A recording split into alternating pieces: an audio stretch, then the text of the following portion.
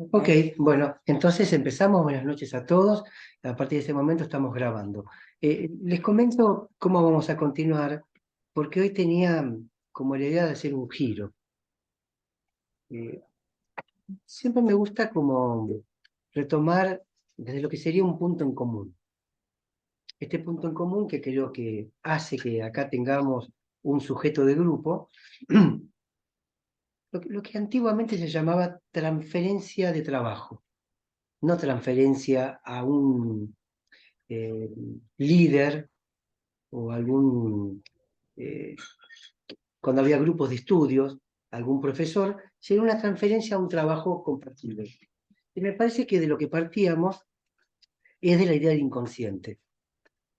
Esa idea que no por haberlo hablado muchas veces, deja de ser nueva. Es increíble si ustedes lo piensan.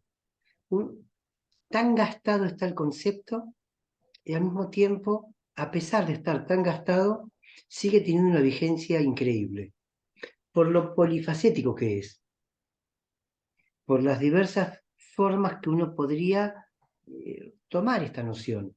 Lo inconsciente, el inconsciente, l'individu, como dice Lacan, un embuste, como decía Ernesto Braustein, también Hugo Cardoso, maneras de tratar de pensar ese flujo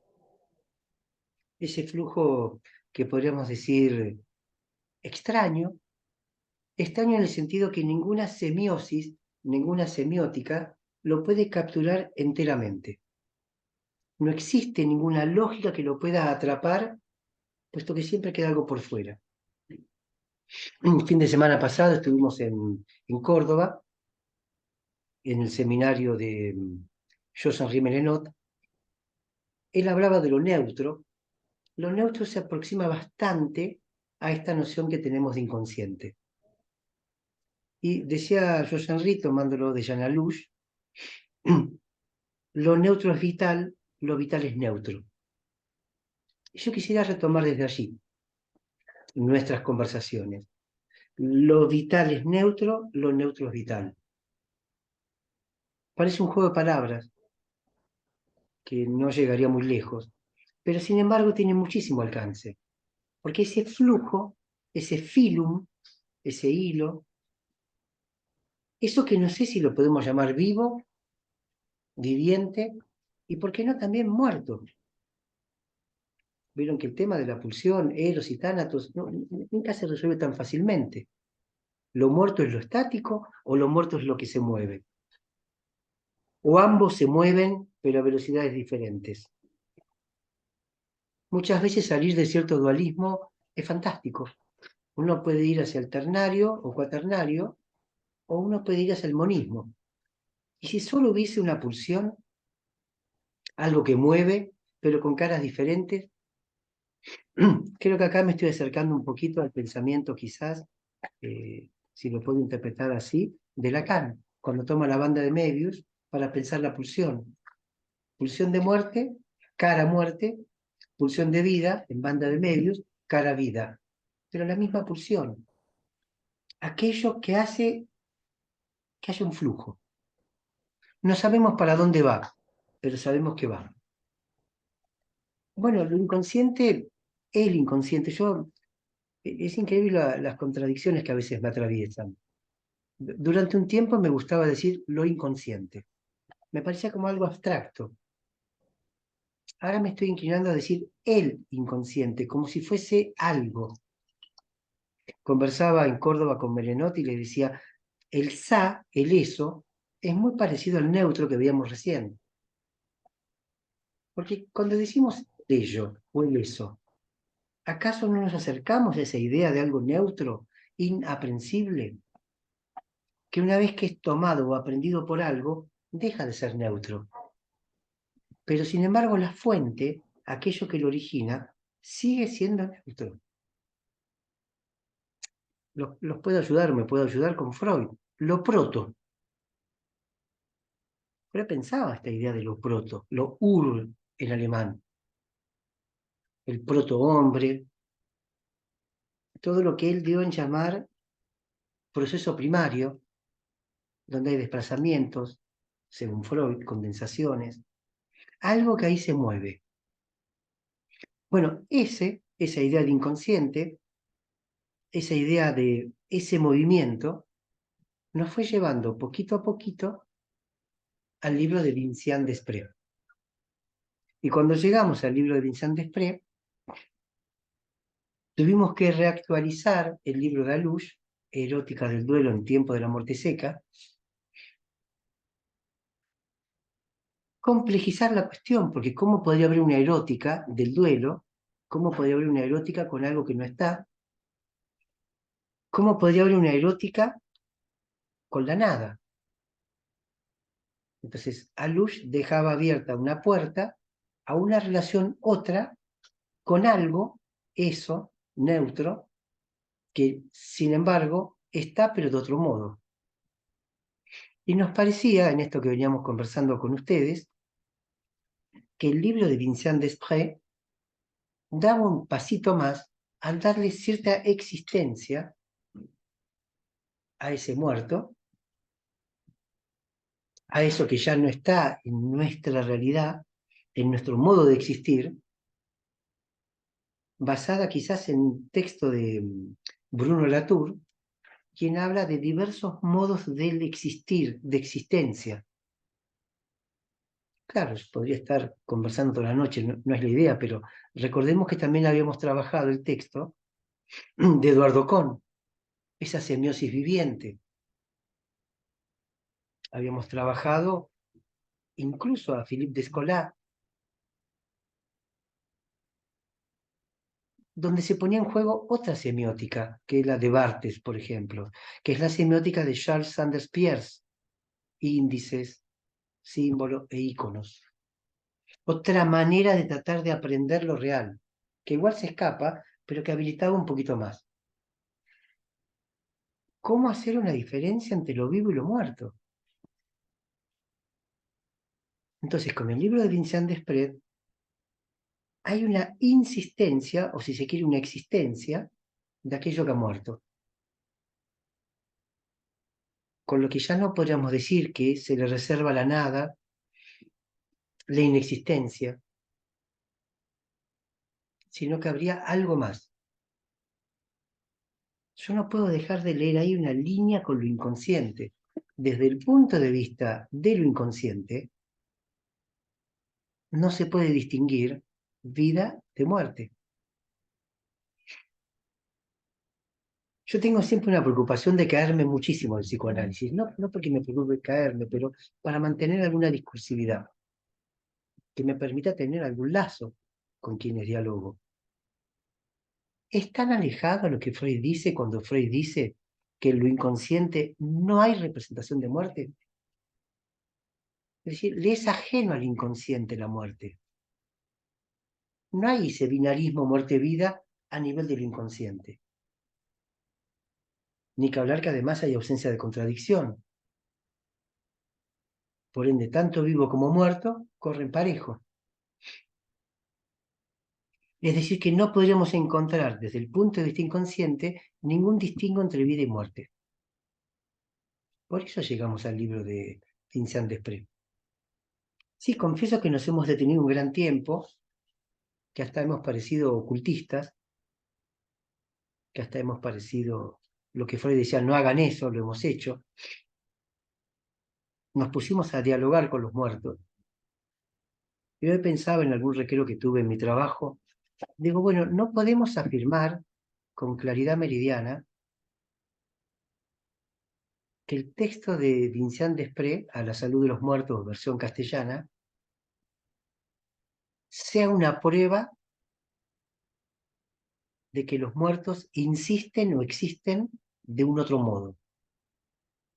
Porque siempre nos va a faltar un centavito para el peso. Siempre va a faltar esa prueba que diría, acá está. Pero del mismo modo, convengamos que a partir de ese texto y otros, pero bueno, tomamos ese texto, tampoco podemos decir que no.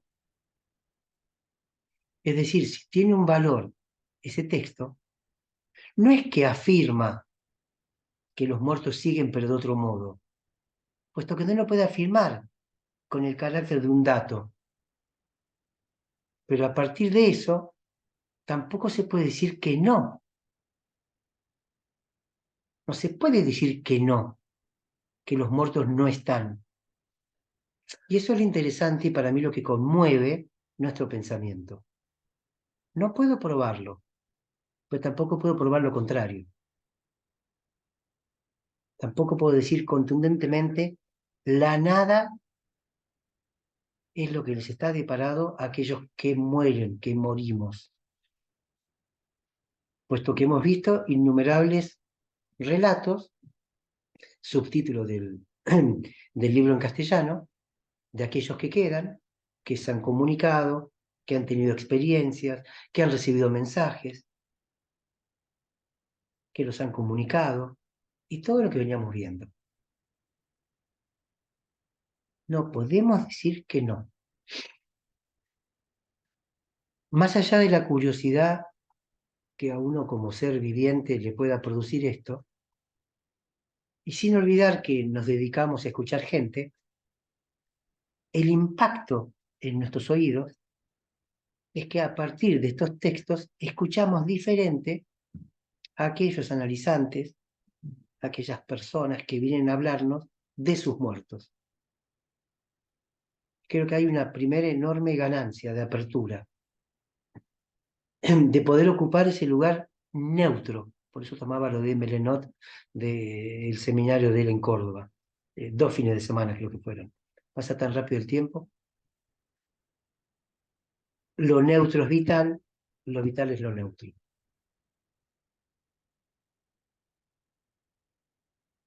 Ahora pretendo ver cómo salir de este lugar, que es atractivo, pero que en este viaje que compartimos con ustedes nos haría quedar más tiempo del deseado y nos impediría seguir continuando con tantas cosas que podemos seguir aprendiendo. Entonces yo le voy a pedir a Estela que lea algo del texto de Vincent Desprez,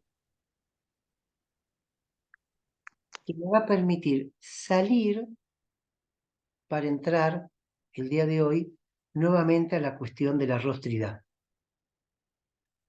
En nuestra hoja de ruta, lo que tengo por delante, es poder conectar la construcción de la rostridad como máquina abstracta a las máquinas deseantes. Y luego, por retroacción, volver a pensar el texto de Vincent Desprez. Más claro, si puedo. ¿Tienen rostro los muertos? ¿Tienen cara los muertos? Lo dejamos por ahora como interrogante. No aspiro a responderlo, pero sí aspiro a ver el efecto que esa pregunta pueda tener. Es más, ¿Puedo hacer un pie de página, perdón? se me va. Dame un segundito. Ah, Gracias, Ale. Porque a partir de eso también, la vueltita que sigue sería, ¿tenemos cara nosotros? ¿Qué significa tener un rostro? ¿Qué significa tener una cara? ¿Y qué peso tiene para nosotros tener una cara? Ahora sí, Ariel, haz el pie de página y vamos con Estela que vale esto a partir de acá. sí, porque venía a colación de esto de que tampoco no se puede decir que sí, pero tampoco se puede decir que no. Este año murió el director de cine Wilhelm Friedkin, que es el que rodó El Exorcista. Ajá. Muchos años después, él dice, por primera vez pude filmar un exorcismo, dice, ¿no? Con un padre del Vaticano, el padre Lamort. La película, el documental, porque es documental, no empieza filmando El Exorcista, pero empieza mostrando cómo eso que él filmó, ¿no? Una posesión, podríamos poner en extensión un muerto, un fantasma o alguna de estas cosas que estamos diciendo. Entonces se lo mostraba a neurólogos, equipos de salud mental de Nueva York, gente muy talentosa. Y la reflexión venía por este lado, porque él le decía, bueno, ¿qué pensás? Y le decía, bueno, mirá, como neurólogo, de lo que yo sé, no es nada de lo que yo sé. No te puedo decir que es una epilepsia, que está la enfermedad, que está la otra y tal otra. Le dice, pero ¿podés decir que está poseído? No, tampoco, porque no lo sé. No es mi marco teórico, no es bueno, pero justamente, si uno puede, no, esto es una chantada, podría decir, mirá, acá están actuando, están fingiendo, etcétera. Pero me quedó con eso de no puedo decir, no, ¿es verdad o es mentira? ¿No? Como existen, no existen, vienen, no vienen, tiene una continuidad. Como me resonó eso con los demonios o los fantasmas, y bueno, justamente venía con este tema de los muertos. Eso era, pues eso era un pie de página Vale, hasta pie de que página. empieza a leer Estela lo que viene. Sí, vale, pie de página, gracias. Efectivamente, yo creo que el psicoanálisis siempre tuvo, desde sus comienzos, los mismos reparos. La noción de inconsciente es indemostrable. ¿Dónde está el inconsciente? ¿Quién ha visto alguna vez un inconsciente? Pero a partir de que Freud comienza a hablar del inconsciente e instala en la discursividad la noción del inconsciente, no se podrá probar científicamente que lo inconsciente existe, pero ya no se puede decir que no. Y está abierto un camino entre, que es lo que quiero llegar hoy, al camino entre percepción y conciencia, entre ciencia y no ciencia. El psicoanálisis transita ese camino del entre. ¿Es creencia? ¿No es creencia? ¿Es ciencia? ¿No es ciencia? Siempre tuvimos una posición de parias, marginal. Allá lejos y entonces, Luis decía de el anti-experto. Entonces, lo que Ariel decía recién, el neurólogo dice, yo como experto no puedo decir nada. Pero si se saca el traje de experto, puede decir muchas cosas.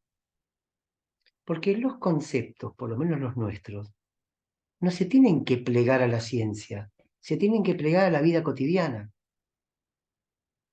Lo que nosotros hacemos tiene que amoldarse a la vida cotidiana y no pretender amoldar la vida a los conceptos.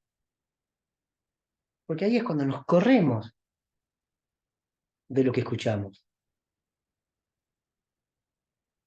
Nos tenemos que sacar el traje de expertos, nos tenemos que sacar el traje de psicólogos, hasta de psicoanalistas, para poder llegar a ese lugar neutro, parecido al de la atención flotante, donde entonces podemos escucharlo de otro modo. A mí esto es lo que me importa. Bueno, Estela, si podés tomar a partir de allí, vamos al texto de Vincent Desprez para despedirnos de este texto y luego vamos a entrar a un texto de Guattari que se llama Lo inconsciente maquínico. Yo no lo cuento, ¿eso? Sí, desde el yo. Hay dos. Yo no lo cuento. Es que no la puedo seguir porque me olvidé mi libro que siempre la sigo en francés. Yo no la cuento, la paso. Las historias mantienen presente la presencia, mantienen vivo al muerto. Las historias insisten en su reformulación, resucitan vacilaciones, son performance. Claro, fíjense que entonces el contar la historia por parte del que queda, porque el texto tiene un subtítulo y a veces los subtítulos son tramposos, como pasa con el Antedipo, Capitalismo y Esquizofrenia, donde todo el peso mayor no está en el título, sino en el subtítulo. Acá el subtítulo, versión castellana, es Relatos de quienes quedan. Es decir, que solo a partir del relato podemos hablar del existir del muerto. Si no tenemos el relato, cae esto, que es lo que acaba de leer recién Estela. Sí.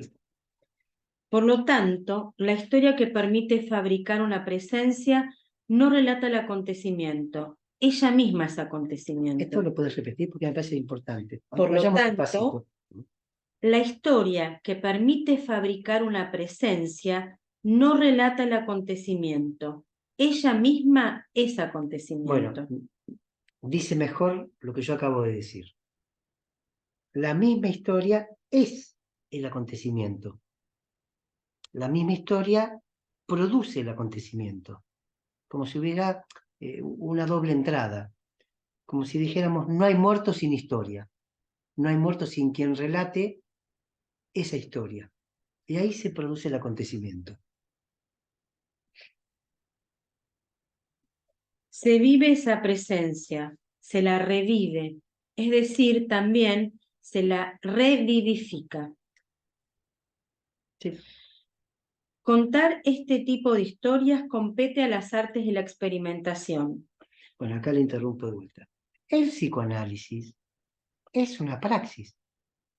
El psicoanálisis es una experimentación y nunca va a perder su estado experimental, es decir, de experiencia. Es vivificante. Se produce hasta en el cuerpo mismo del analista ese acontecimiento del análisis.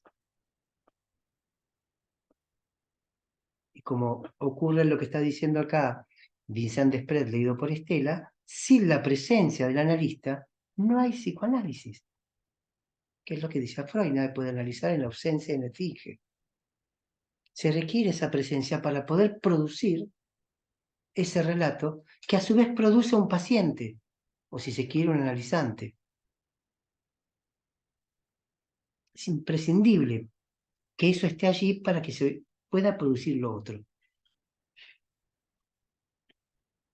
Quienes escriben para descubrir o explorar lo que piensan, saben que la escritura es del mismo material que el pensamiento.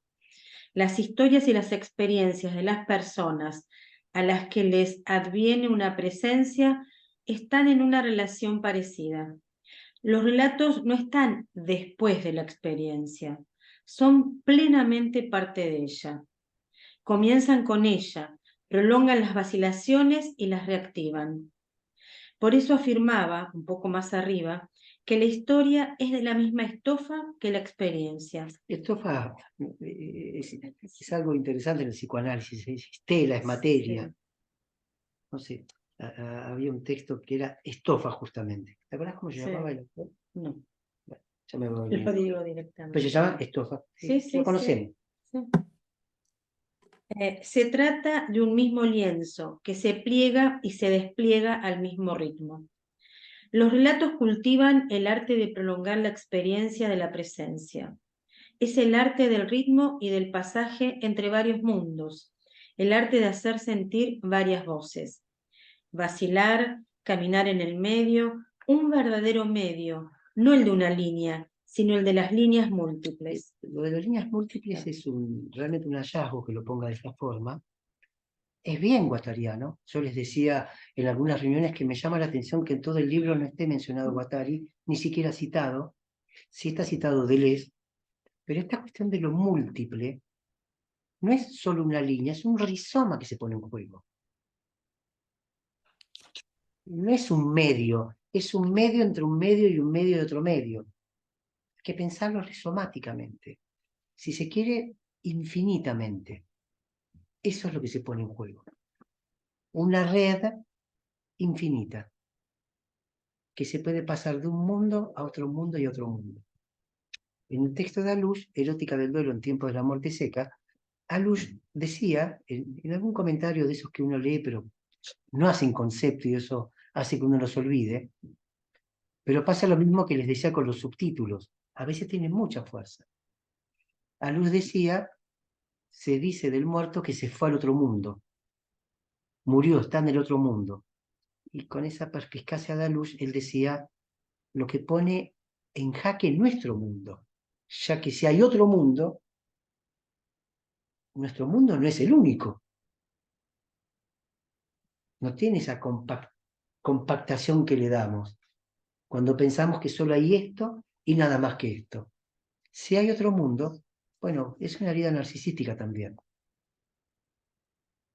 No somos únicos. Gran parte del tema de la muerte y del morir es que nos pensamos únicos. Y entonces pensamos que si morimos se pierde muchísimo porque somos únicos. La ambigüedad de estas historias no es entonces el motivo en el sentido de la motivación, tampoco es un camuflaje, es el motivo en el sentido de que es la trama, la textura, la tela, el material, el proceso mismo de lo que desde el principio activa el pensamiento.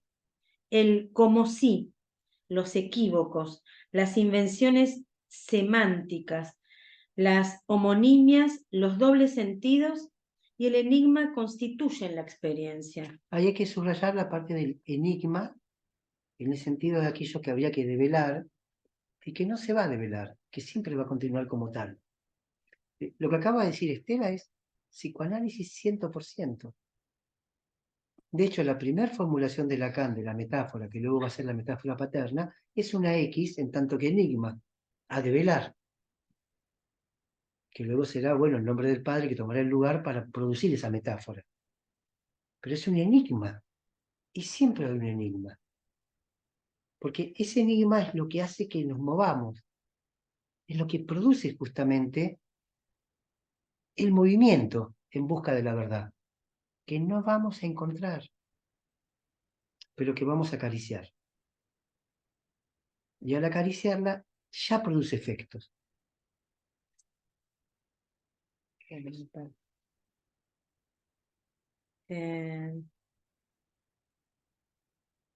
Experimentan la posibilidad de prolongar los efectos de esas formas plurales de intención y de agentividad.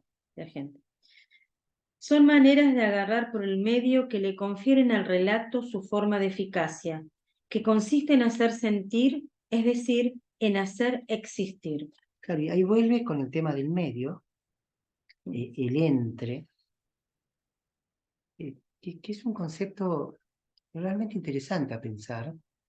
Deleuze dice que las cosas pasan en el entre. Lacan también toma el entre como concepto, como término, entre lenguas.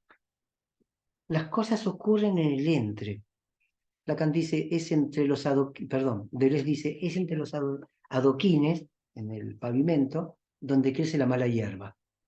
La fuerza de la vida, pero de la mala hierba.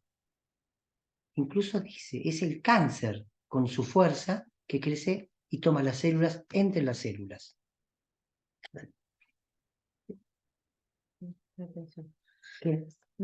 La historia es una relación en el doble sentido de la palabra.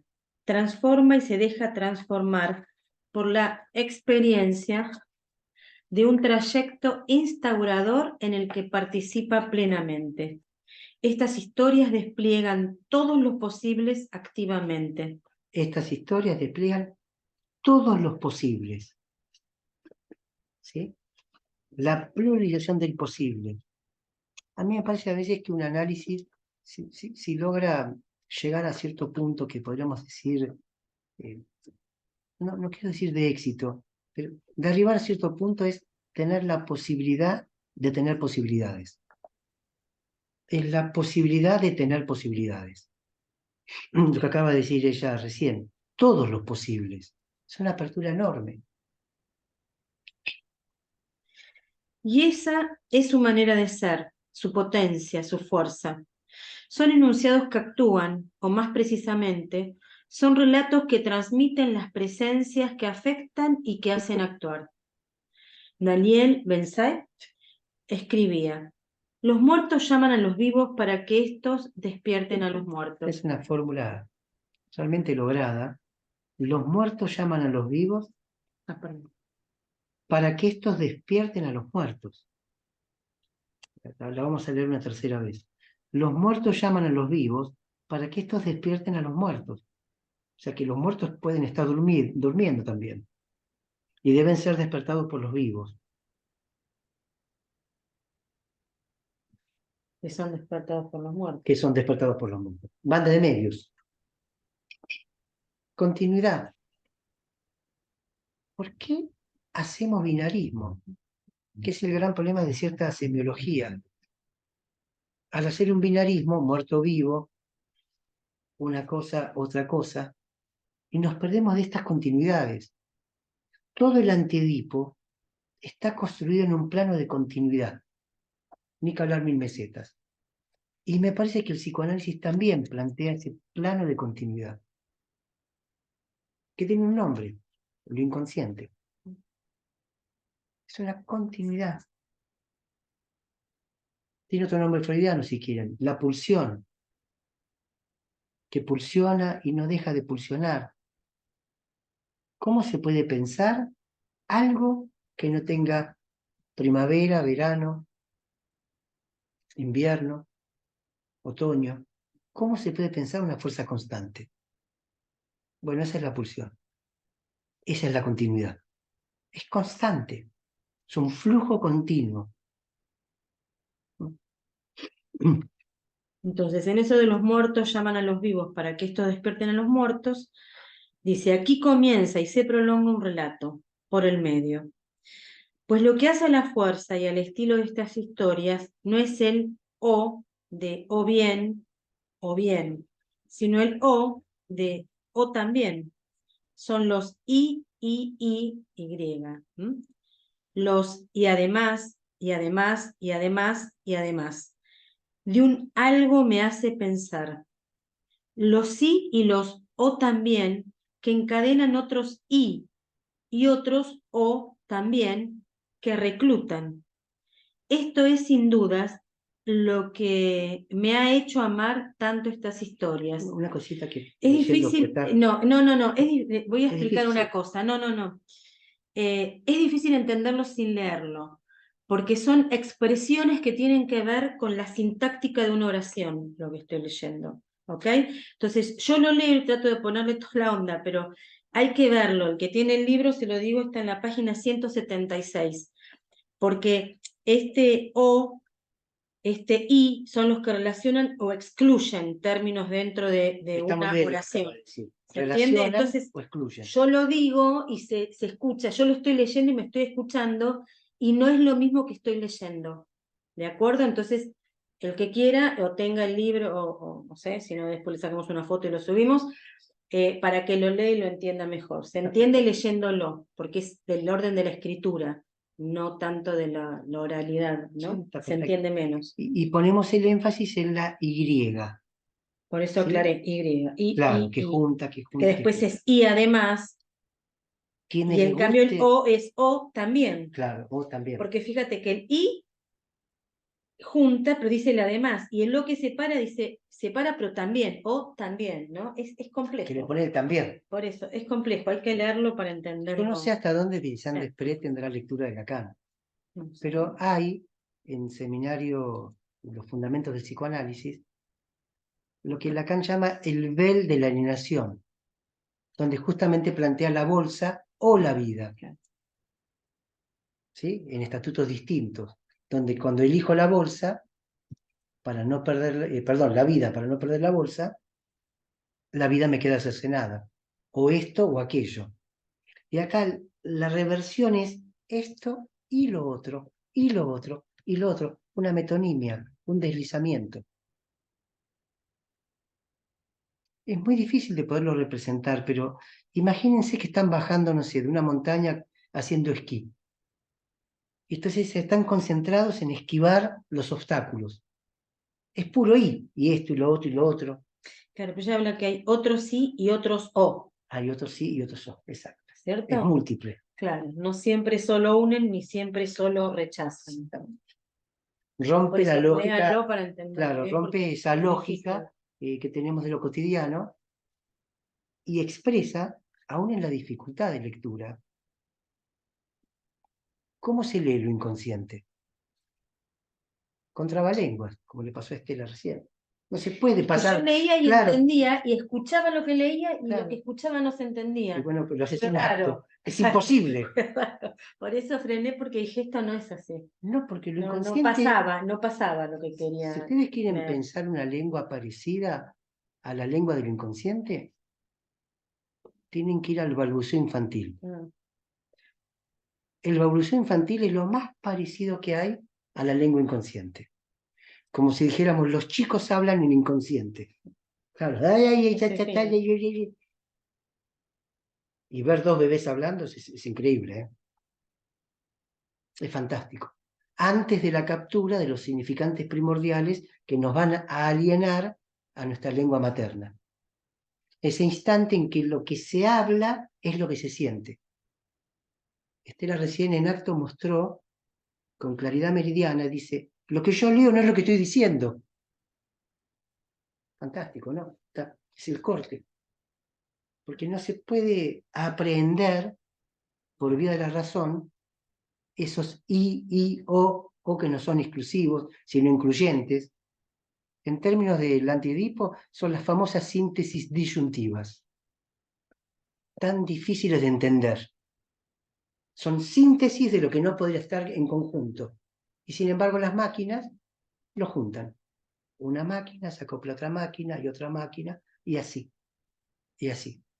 O sea que acabamos de ver inesperadamente esa síntesis imposible de lo que se llama la síntesis disyuntivas. Dale, sí, un poquito más. Esto es sin dudas lo que me ha hecho amar tanto estas historias, junto con los efectos del tacto ontológico que ponen en práctica. Una versión convoca siempre a otra con los como si, los quizás era, las sensaciones, las presencias de presencias. Es la potencia encantadora de los relatos que resucitan presencias y por este hecho convocan otras historias. Es lo erótico de las versiones. Acá se esclarece el texto, el título, perdón, de Alush, Erótica del duelo en tiempo de la muerte seca. Claro. Es la erótica del relato, no un trabajo de duelo que le diga adiós al muerto y que sea inmediatamente o después de un tiempito, 6 meses, reemplazado por un nuevo vivo. El ex vivo, al cual le decimos adiós, es donde ponemos en su lugar un nuevo vivo. Es todo lo contrario. Estos relatos, esa erótica que une a ese otro existir y lo hace existir, tanto como ese muerto me hace a mí hacer cosas. Es fantástico, ¿eh? La potencia que tiene. Hasta les diría, si me permiten un exceso nocturno, es una potencia curativa para todos aquellos que indefectiblemente transitamos duelos por la muerte de personas amadas. Es un giro enorme. La verdad que el texto de Freud, bien criticado por Alush, Duelo y Melancolía, casi como un texto no freudiano, o que Freud escribió contra sí mismo, que dejaba al que está en duelo en un trabajo, sin salida, obligado a desprenderse de su muerto, que tiene que sucumbir bajo el principio de realidad. Se terminó. It's over. No hay nada más.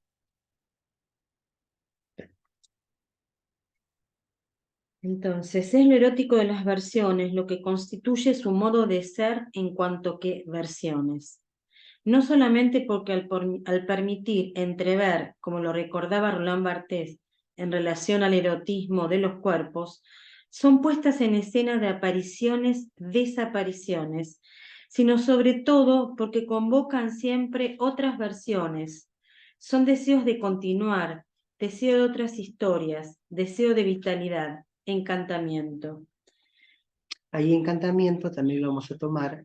Recuerden que en alguna de las reuniones veíamos cómo este sistema que nos atrapa, este sistema capitalista, o como dice Guattari, capitalista mundial integrado, este exceso capitalista va desencantando todo.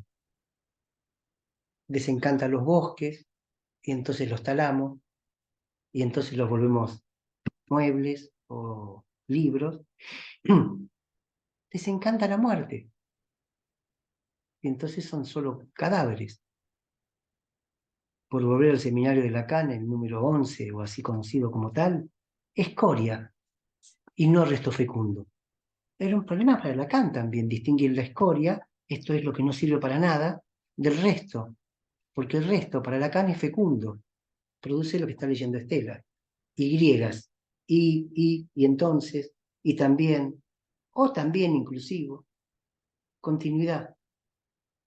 La tristeza por la muerte de un ser querido, pero no la angustia porque devino nada, y junto con él yo también devengo nada. Desencanto total de una muerte que entonces no es más que un esqueleto. Estas historias no encantan el mundo como se dice a menudo, sino que se resisten a su desanimación. Claro. No luchan contra la ausencia, sino que componen con la presencia. En sus mismas formas... Interrumpa, pero es tan Sí. fantástico esto. No luchan contra la ausencia. No es una lucha contra la ausencia, sino que componen con la presencia. Claro, porque en todo duelo, de lo que se trata no es de una ausencia. Es realmente hasta estúpido creer eso. Es un miopismo intelectual brutal. Es de una presencia que no deja de estar allí. ¿Quién no ha querido ver en algún rostro ese muerto querido que sabemos que no puede estar, pero que sin embargo tenemos que ir a constatar que no es? La muerte no produce una ausencia, produce una presencia. Bueno, ver una foto. Claro. Uno queda... Usted vio la foto de Brenda, ¿no? Sí, mi perra. Y uno queda como capturado por esa imagen, Sí. porque está ahí. Mm. En sus mismas formas, con la enorme inventiva de sus formas, los relatos que hacen nacer los muertos son historias sin fin, deliberadamente sin fin. Siempre pueden volver a abrirse, reformulaciones. Son historias que acogen, que toman nota de algo que hace pensar, lo cual quiere decir dudar y fabular. Activamente, los relatos son experimentaciones, son los talleres donde se fabrica el Esto ser. también lo vamos a repetir porque cuando lo leí me produjo un impacto. ¿Desde dónde? Son los talleres. Esto cortito nada más que esto. Son los talleres donde se fabrica el ser. Bueno, los relatos, yo diría, claro, dale, yo diría desde dale, arriba. cuando quieras. Son historias que acogen, que toman nota de algo que hace pensar, lo cual quiere decir dudar y fabular. Activamente, los relatos son experimentaciones. Son los talleres donde se fabrica el ser. Tengo que ver si puedo hablar. No, porque tenía acá un... Esto no vale solo para la muerte. Talleres donde se fabrica el ser. El relato que fabrica el ser de un muerto. Sobre todo vale para la vida. Perdón. Hacer existir al otro, vivo o muerto. Porque no existimos por pleno derecho. Solo existimos si nos hacen existir. Pero por eso me parece estar lo del taller y lo de fábrica, Sí, donde hay algo que se produce y se produce desde el lugar del decir las historias, del dudar, de fabular. Me encantó, ¿no? Ese fabular también produce la posibilidad de expresar. Por eso decía, no, ya estoy bien. Por eso decía, no es solo con relación al muerto, activo, claro. que es más fácil de ver porque como no está, según nuestra percepción, no lo percibimos, entonces no está. Construir ese ser es un acto, digamos, para darle insistencia y existencia. Pero también vale para los vivos. Claro. A ver, quiero hacer, si puedo, más claro. Es lo que hacemos cada vez que recibimos a un analizante. Un consultorio es un taller donde se fabrica el ser. Porque el paciente viene con un estar, pero casi siempre viene sin un ser. Porque está amputado en su deseo. Es lo que Lacan dice la falta en ser. Que un consultorio, un gabinete, es un atelier donde se recibe el ser, donde se fabrica el ser. Donde el que se va no es solo alguien que insiste, sino que sale alguien que existe. Esa es la experiencia analítica por excelencia. si me permite lo diría más torpemente. Entra una cosa y sale un ser. Entra alguien atrapado por la demanda del otro, aparato de captura por excelencia, queriendo responder siempre, acomodándose a ese otro para agradarlo y conquistar una pizquita de amor, y se va un ser. Fantástico. Entonces digo, es claro viéndolo con el muerto, porque al no estar, uno dice, bueno, tengo que hacerlo ser. Pero pensémoslo para el lado del vivo.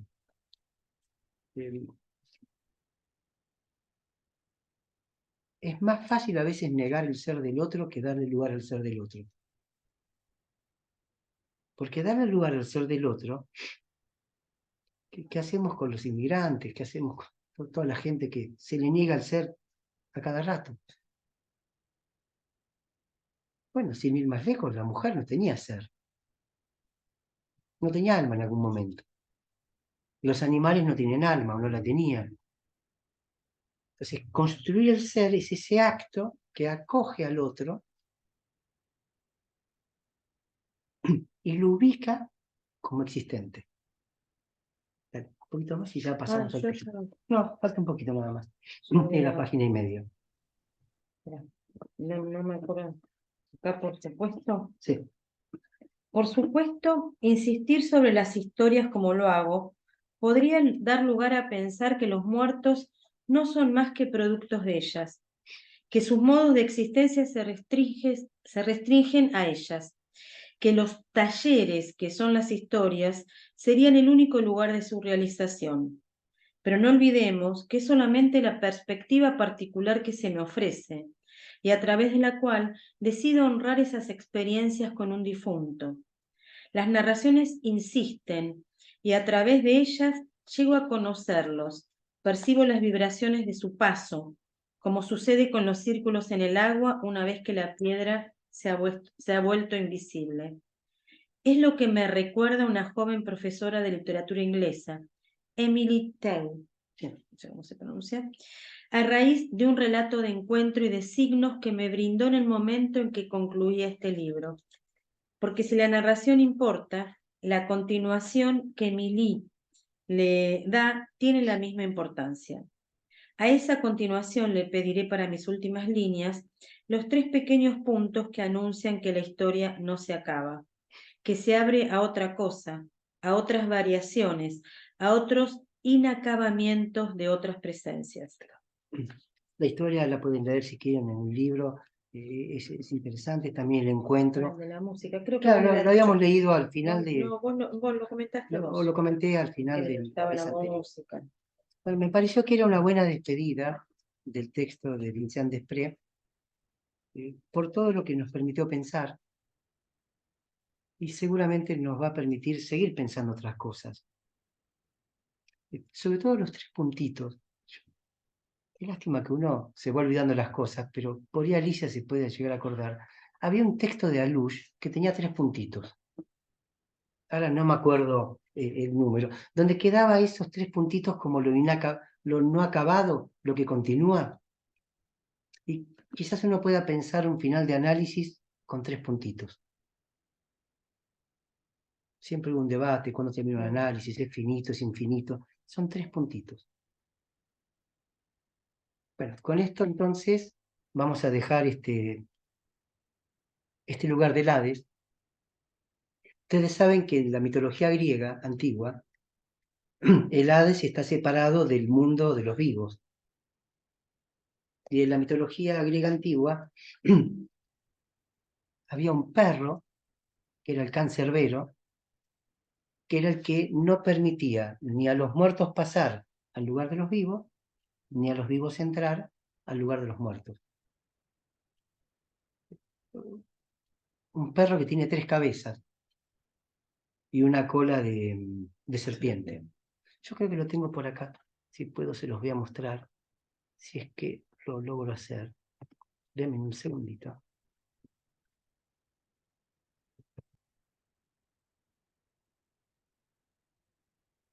Creo que las quiero ver si lo puedo poner. No sé si voy a poner acá. Este es el cancerbero. ¿Se llega a ver? Más. Más. Ahora, Hay un poquito más. sí, ¿no? Ahí se ven las tres cabezas y se ve la cola como si fuera un reptil.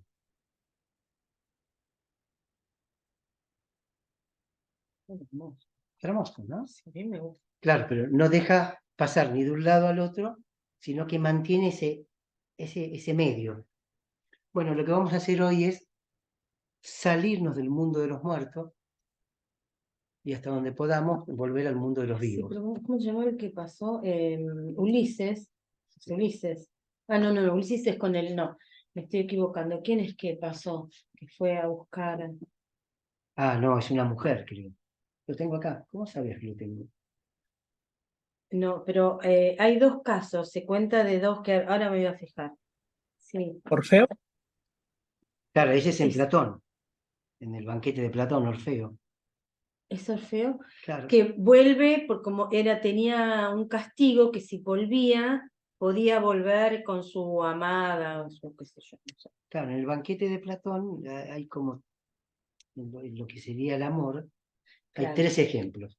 Sí, no, pero más allá de eso, a ver si alguien lo sabe, por favor, que diga el nombre. Parece que es Si Orfeo. suma. Pero bueno, un hombre y una mujer son los que se dice que pudieron entrar.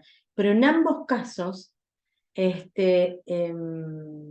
una de las versiones que circulaban era que habían podido entrar porque en realidad no era tan fiero como se decía, sino que uno a través de la música logra como que él quede medio como fascinado con la música, entonces no deja pasar, cancerbero, y otro hablándole y haciéndole como Mira, hablo bien. cierta cosa de... La joven Psique, ahí ahí está, sí, permanecía en pie a orillas del Estigia, uno de los ríos infernales que separaban el mundo de los vivos esa es la mejor, del reino esa de es los la muertos, gobernado por el dios Hades, hermano de Zeus. No, no está largo. Y por su esposa, la bella e imperturbable Perséfone. Psique debía superar una prueba que le había impuesto la diosa Afrodita, y así tal vez podía recuperar Eros. el amor de Eros, Eros, claro, claro. hijo de la vengativa diosa. Perdida en sus pensamientos, Psique observó la llegada de la barca para cruzar al otro lado, gobernada por Caronte, el temible barquero. La joven pagó un óvulo, como era perceptivo, y Caronte la condujo hasta las puertas del inframundo. Tras desembarcar, Psique se encontró cara a cara con el guardián, un perro monstruoso con 3 cabezas y cola de serpiente, encadenado a la puerta llamado Cerbero. Cáncer. Claro, el cancerbero. La misión principal de este ser fantástico era impedir que los vivos entraran en el reino del Hades y que los muertos pudieran salir. En cuanto vio a la joven, el monstruo se volvió loco y empezó a ladrar ferozmente, con una potencia que retumbaba en todo el inframundo.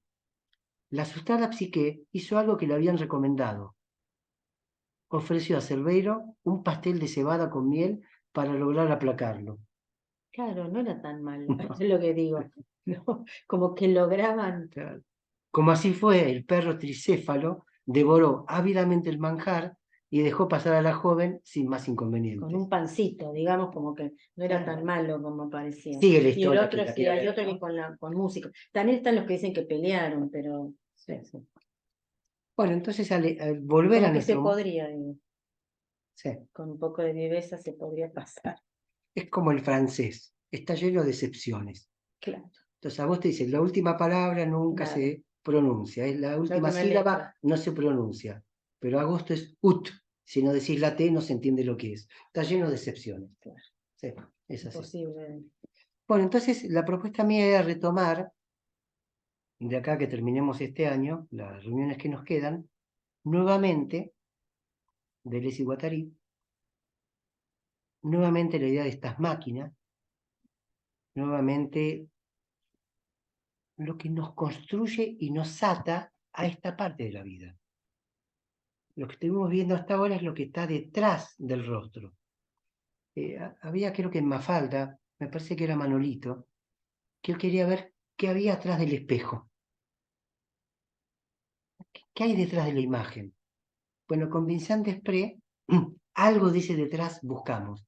Ahora vamos a ver qué hay delante de esa imagen. Para no parecer muy enigmático, lo que hay delante de esa imagen, lo que tenemos en lo que miramos, siempre es un rostro. Aunque no haya nada, siempre hay un rostro. Todo cuanto vemos tiene rostridad.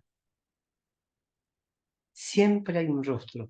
Aunque sea una cámara que nos mira, aunque no haya nada, siempre hay una mirada que de alguna forma nos persigue, que de alguna manera nos fija, que de alguna manera nos amedrenta. ¿Sí? No, decime. No, que esto del rostro, no sé por qué, me llevó a pensar en el Santo Sudario, Ah, bueno, fantástico. ¿no?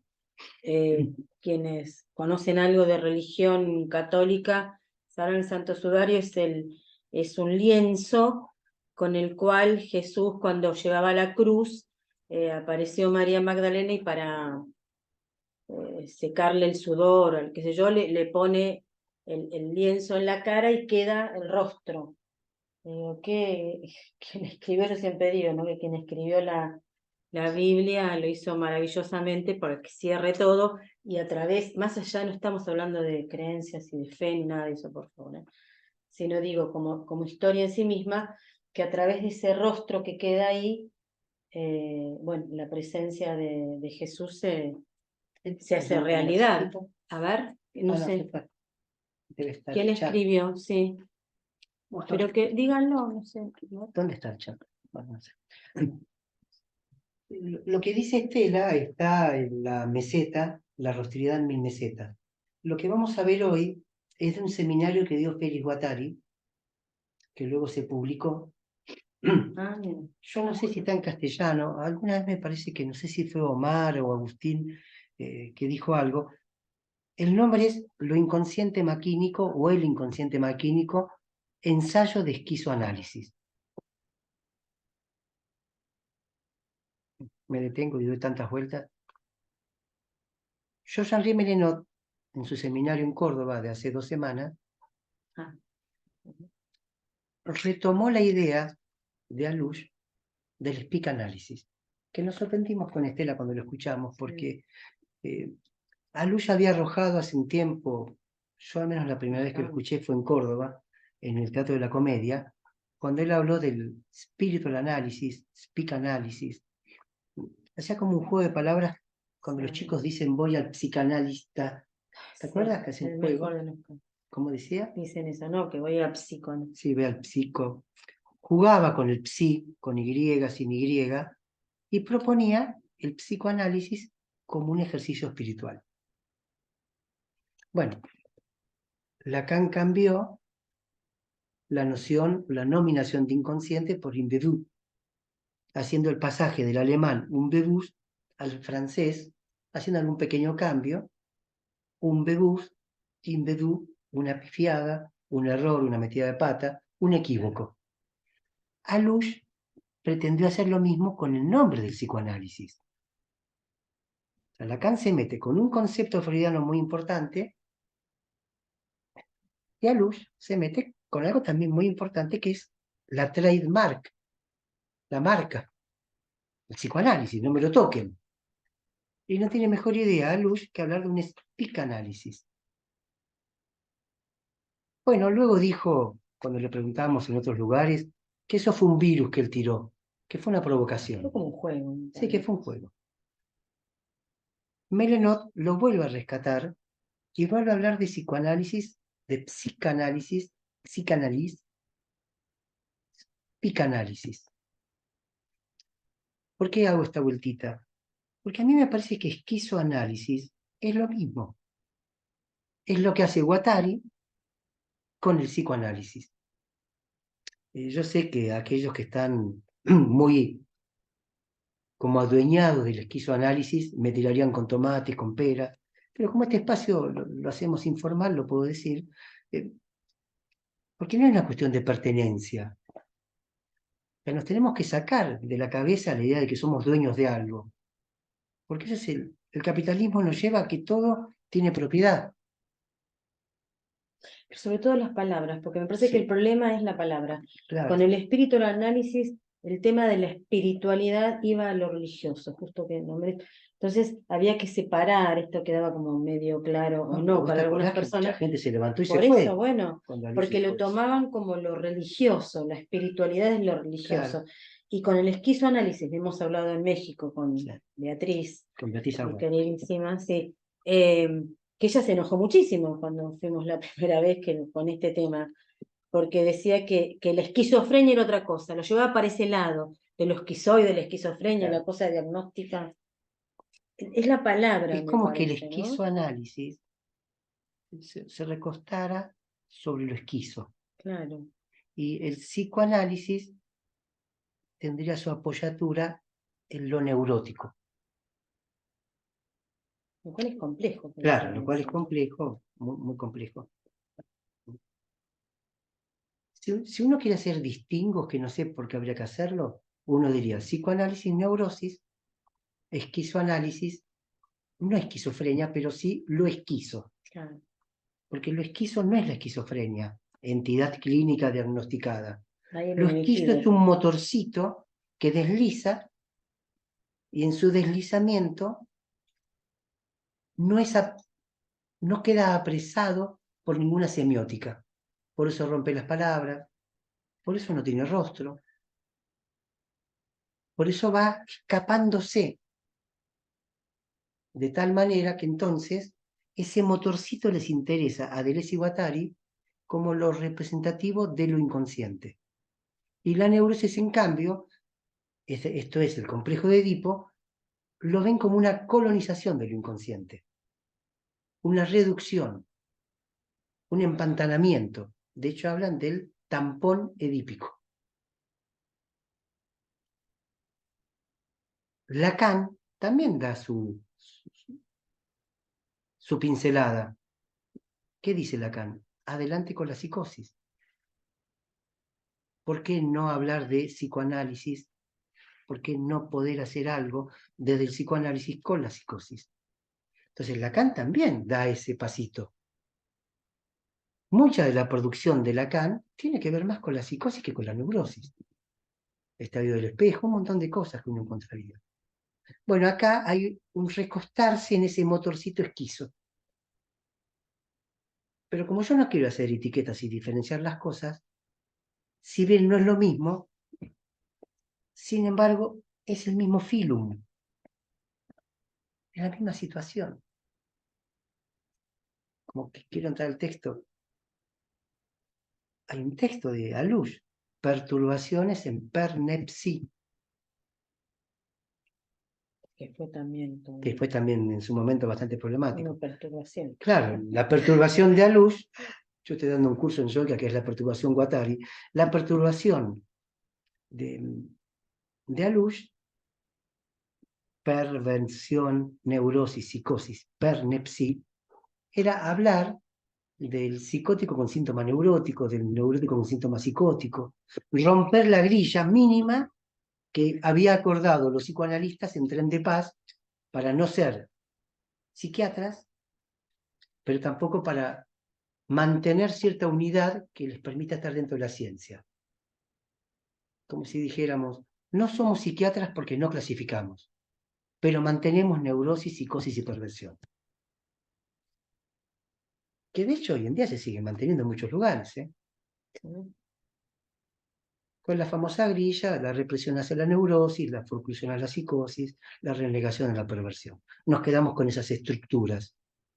Pero acá no estamos hablando de estructuras, estamos hablando de un inconsciente maquímico, no estructurado como un lenguaje. No hay estructura. Entonces no es patologizable. No, Justo no, no es el Facebook patologizable. me mandó una publicidad, ¿la viste?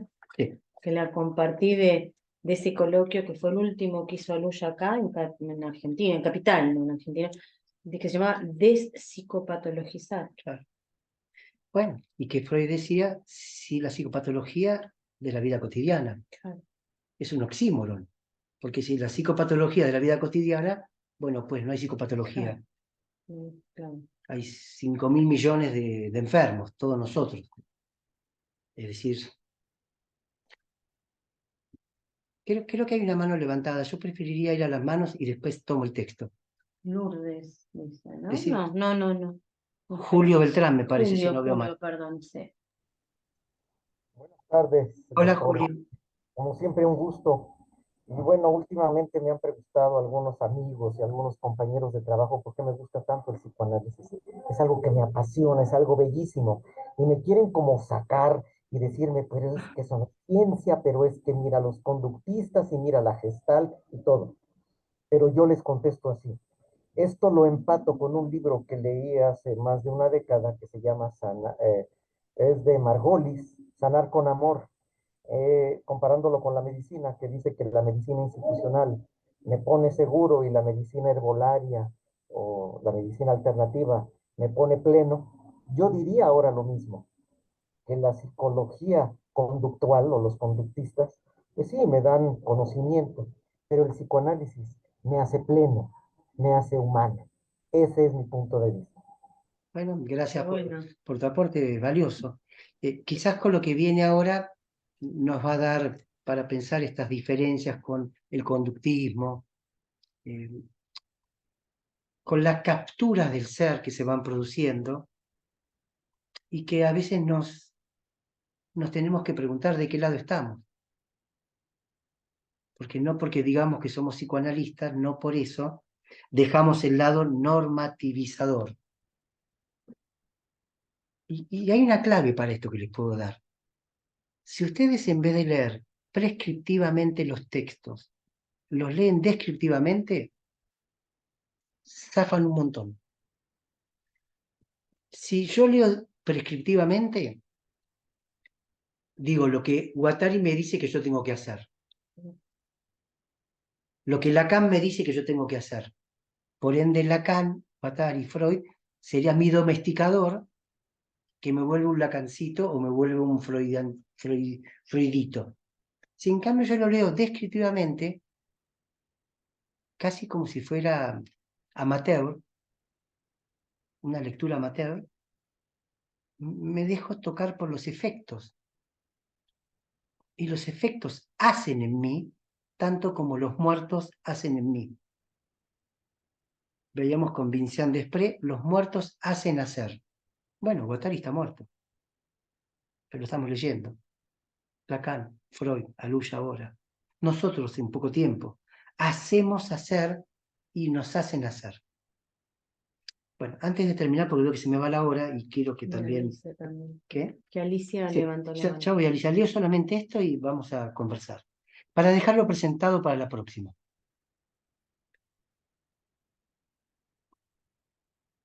Siempre existe un tiempo en la ordenación del espacio social donde la dimensión del rostro se interpone para delimitar aquello que es lícito de aquello que no lo es.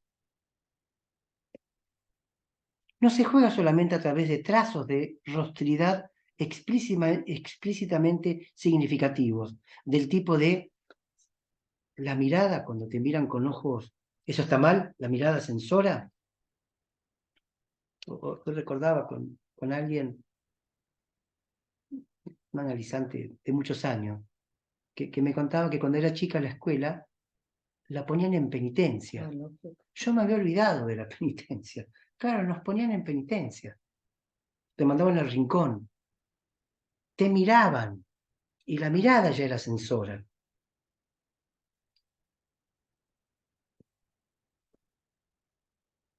Sino también igualmente el nivel de las significaciones más difíciles de discernir. Tal forma de hablar va a desencadenar un sentimiento que hace que estemos bien entre nosotros.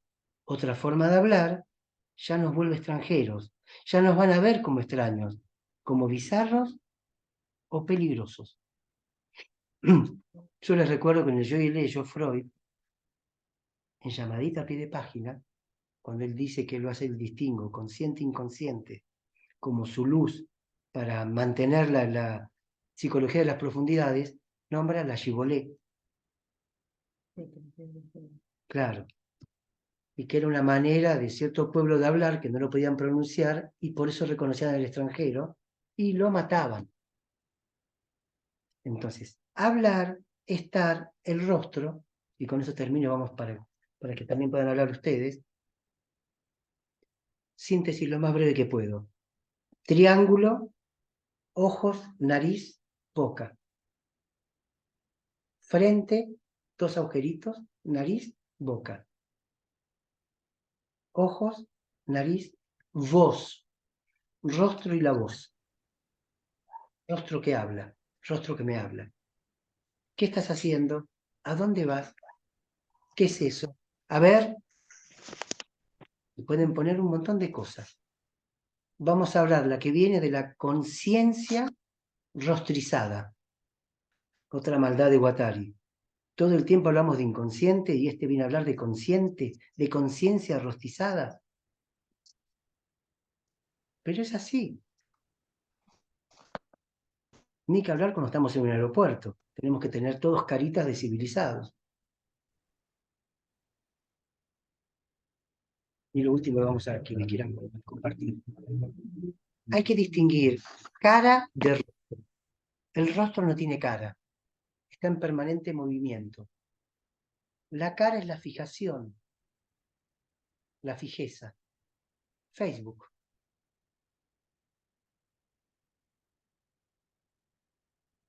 Entonces, en 15 días vamos a retomar toda la cuestión de la rostricidad y la conciencia rostificada. La voz, la semiología y la mirada. Vamos a ver algo de Estadio del Espejo, algo de Spitz, de Spitz, de la mirada, y vamos a dar unos avances que prefiero por ahora dejarlos en enigma. Así que escuchamos quienes quieran decir algo antes de terminar. Alicia había dicho.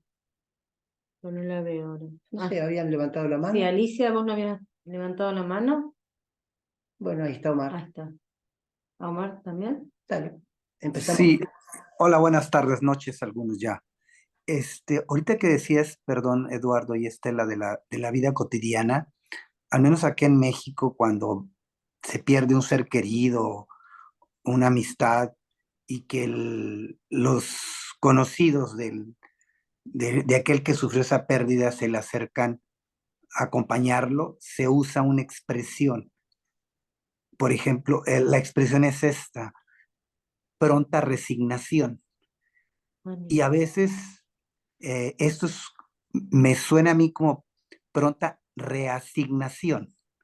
O sea, es como lo que comentabas: olvídate, Claro. haz el trabajo de duelo y pasa otra cosa con otro que lo venga a sustituir o a sustituir a la persona que está, pues ya, en otro mundo. Y que, por cierto, también dentro de lo que decías, nos hacen hacer, pero nos hacen hacer a partir de detalles. En una ocasión, yo creo que aquí lo mencioné, ¿no? Los oímos, los olemos, sus perfumes, sus comidas. O sea, hay no sé si tributo, pero es un recuerdo. Y eso estén donde estén, también, que es otra frase que se usa, es dándoles un lugar a esa ligación, a ese erotismo, ¿no? Que nos da vida y que les da vida, ¿no? Para seguir. Es muy interesante lo que dijiste, Omar, de los detalles. Son trocitos, pequeñas cositas, muy Y, pequeñas. y precisamente son detalles que nos llegan por los agujeros del cuerpo, ¿no? El, Sí, el sonido, el olfato, el gusto, lo vi, o sea, o sentí su presencia, o sea, es algo que está por ahí a nivel sensorial. Y bueno, por eso Vincent Desprez habla del tacto ontológico. El tacto ontológico justamente es una receptividad diferente que el rechazo, porque pareciera como que, siguiendo el texto que cuesta dejarlo, siguiendo el texto de Vincent Desprez, que como que los muertos se ofenden fácil o se retiran. Pero en cuanto damos a acogida, recibimiento a esos pequeños detalles, es sorprendente que en un detalle pueda aparecer un todo. Eso que vos decís, Omar, es muy clínico. Ese aroma, eso pequeñito que recuerda toda una vida. Pero es absolutamente como lo decís, son detalles. Atento. Y, y pre- y precisamente acá en México se acerca los finales de octubre, principios de noviembre, como uso y costumbre, el Día de Muertos. Es una tradición de los pueblos prehispánicos que se ha convertido en toda em, una mixtura, ¿no? Porque la gente, sobre todo la gente del sur del país, que es donde hay más población de las etnias originales, les comento, van a comer, les llevan música al cementerio donde está su cuerpo, ¿no? Los acompañan en la noche, hacen fiesta, les dan un lugar de vida, en un sentido de acompañar su familia o los seres queridos al muerto que está ahí en su tumba, vaya. Muy interesante esos ¿Sabes, fenómenos. Omar, que Sí. en el libro de Alush, tan viejo ese libro, tiene 25 años o más quizás, le dedica todo un capítulo a la muerte en México? ¿Sí? Y creo Ok, que es interesante como lo planteas, si le podemos dar una vueltita más. Cuando Estela leía lo de Vincent Desprez, el cómo sí, en cualquier lado, cualquier persona, cuando pierde el rostro de la norma IRAM, de la heteronormatividad, y empieza, me parece que sí, todos sin excepción hablamos con los muertos, pero no lo contamos, pero no lo contamos. Por temor a estar locos, que nos tomen por locos, místicos, es un duelo no realizado, entonces. Yo me acuerdo de alguien que tenían, creo que esto lo conté, tenía en su escritorio laboral la foto del hijo que había muerto. Pero recibía gente que iba a hacer trámites. Y alguna vez alguien le dijo, ah, ¿tu hijo? Sí, le dice, ¿y cuántos años tiene? No, mirá, se murió. ¿Y por qué no sacás la foto de ahí? Dice, porque es mi hijo, le dice. No, pero ¿con qué necesidad poner la foto? Me hace sentir mal con lo que decís. Y se fue a quejar. Se fue a quejar para que le pidan y ella, bueno, pone la foto para abajo. Esa es la falta de tacto ontológico. Pero muestra esa brutalidad la relación que tenemos con la muerte, de exclusión. Por eso el texto es la muerte seca, erótica del duelo, en tiempos de la muerte seca. También es oximorónico. Si la y muerte porque no hay erótica, y cuando hay erótica, la muerte es líquida, es mojada, se huele. sí, parecería que en esto se juega la disyunción y no la conjunción. Exacto. Y, Bueno, y se juega acá el o sea, como algo psicopatológico. O exacto, lo dejas o te enfermas. exacto, exacto. Ok, Dejas o te enfermas. Ujú. Y tienes 6 meses para dejarlo. Sí, bueno, nosotros que escuchamos gente, tenemos que corrernos de todo eso. Alicia Lescano, ¿no? Mm.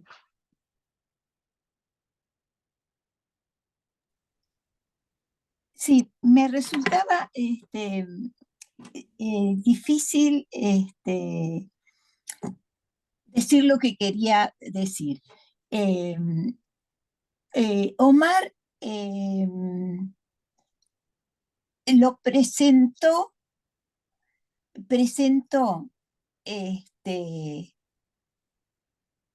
a ver, como si lo hubiera ilustrado la experiencia de lo que yo quería decir. Cuando, a ver, no sé por dónde empezar, pero cuando Estela comienza a leer el texto, dice, yo no cuento, son performance. Y me parece que este este relato o la historia que produce esta presencia, este olor, este sentir, que es vivencia, que es presencia, que de alguna manera vos también,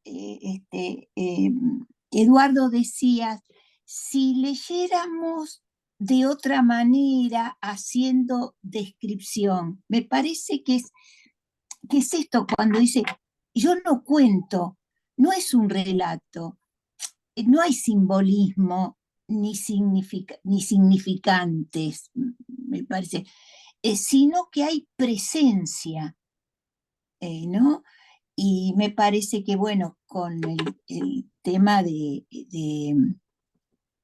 la muerte en México, bueno, Aluch durante varios años ha asistido a México en esa fecha. Ese. Es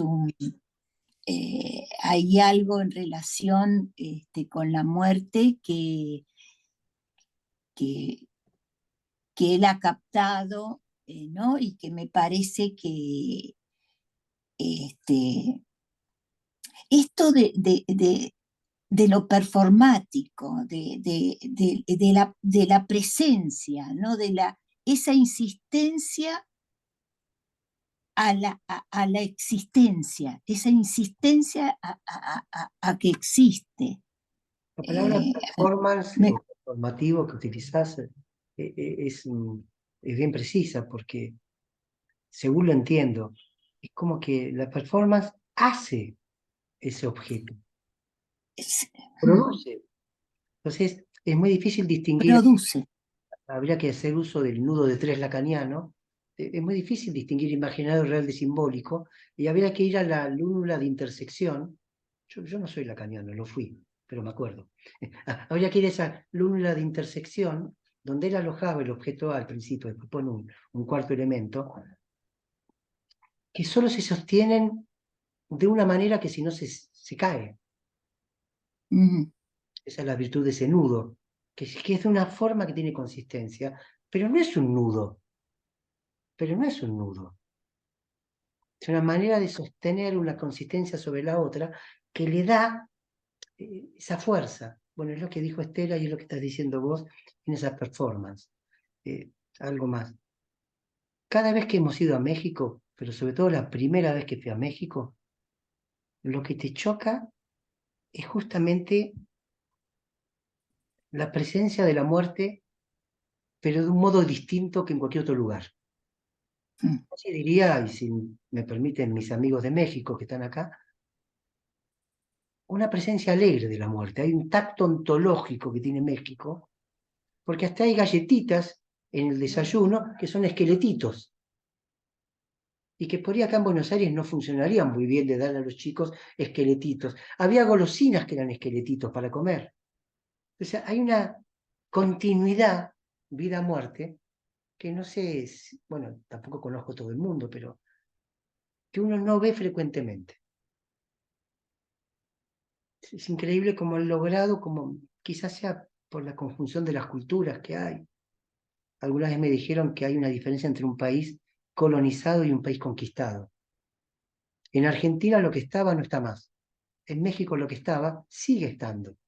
En tensión, pero sigue estando.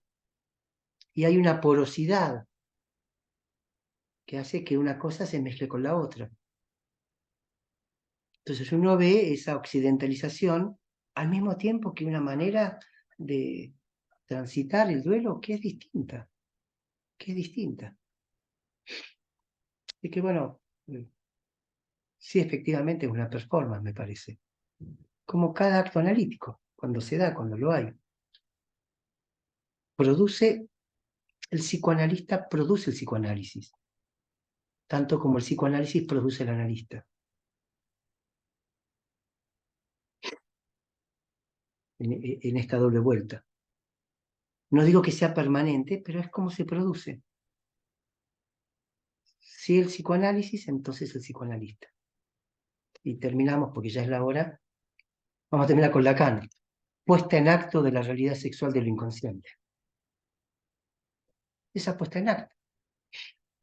Acto, performance, esa puesta en acto de lo inconsciente. Bueno, les propongo vernos en 15 días. Les recordamos que, si no estoy equivocado, el 21 de octubre, 13 horas, Cristian Laval nos va a hablar de Marx. Cuando invito a algún amigo de afuera, trato de que esté la mayor cantidad de gente posible para que sienta que tiene un intercambio, así que les pido si pueden agendar esa fecha. Es importante tanto para él como para nosotros que estén allí. La invitación que le hice a Laval y el tema, que no es lo que él quería hablar, pero después les cuento. Porque me parece que hablamos de Marx y hemos leído nada de Marx. Y él es un especialista en Marx. Y hablamos del plus de goce. Es verdad que ha salido hace poco un texto en castellano sobre Marx y el plus de goce, pero Marx en sí, ¿cuántos de nosotros lo hemos leído? ¿Quién leyó el manifiesto? Habrá uno, no digo que no. ¿Qué? Yo tampoco. Entonces, tener a alguien que es un especialista en Marx, que ha escrito varios libros sobre Marx, me parece un lujo. Así que si pueden agendar esa fecha, los esperamos. Y buenas ¿Qué noches. fecha? ¿Qué fecha? 21 de octubre. 13 horas. 13 horas gracias. Argentina, Sí, ¿México qué hora es, Omar? 10 de la 10. mañana. 10 de la mañana México. La actividad es con traducción simultánea. Ok. Bueno, No, porque después la buenas noches. Buenas Gracias, noches. nos vemos en 15 días. Buenas noches, Abrazo. saludos, gracias. Buenas noches. Gracias, buenas noches.